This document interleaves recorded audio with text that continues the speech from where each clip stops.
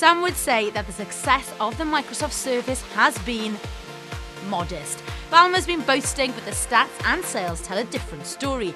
Could a phone be Microsoft's homegrown device saviour? Will it be able to take on Apple and Android, and more importantly, will we want to buy it? We asked the T3 team.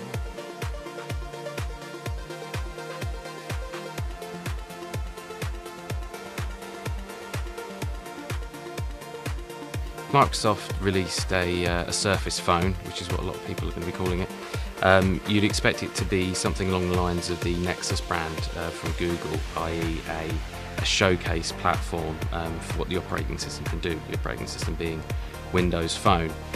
Google, I don't think it intends to necessarily make loads and loads of money out of the handsets itself that it produces in association with Asus, but it's more to show the operating system at its best, because you can control things so much more if you have the hardware and software in conjunction. You'd also expect it to be a very high-end piece of kit, because the Surface tablet is a very expensive, very sleek-looking device. In terms of the design of the Surface phone, one of the biggest things to be held up from the Surface tablet was the pull-out keyboard, which was a very smooth integrated experience. It'd be interesting to see if Microsoft were to try to implement anything similar into a smartphone. And there's obviously a demand for QWERTY keyboard input into smartphones, thanks to, well, as you can see in the success of BlackBerry.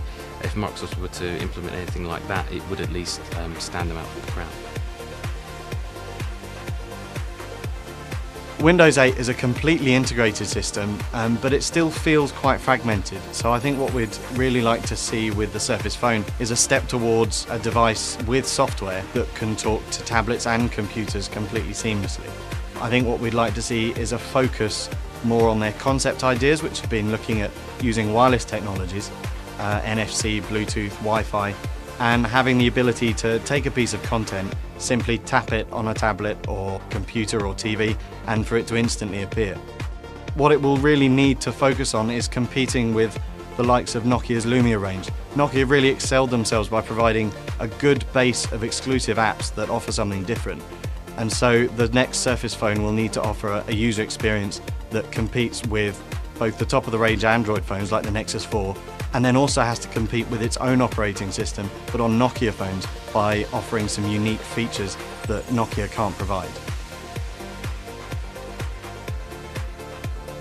Microsoft's trump card is their gaming eco-structure based off the Xbox platform, and that's the thing they really need to make the most of, and I think it's the thing that everyone wants to see them do really well with a Surface phone.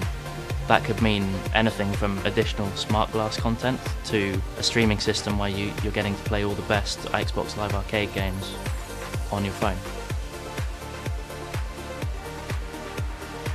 If there's one thing that Microsoft needs to get right with the Surface phone, it's pricing. The Surface tablet was more expensive than the iPad, and if they're going to compete with the iPhone and Android smartphones, it needs to be cheaper.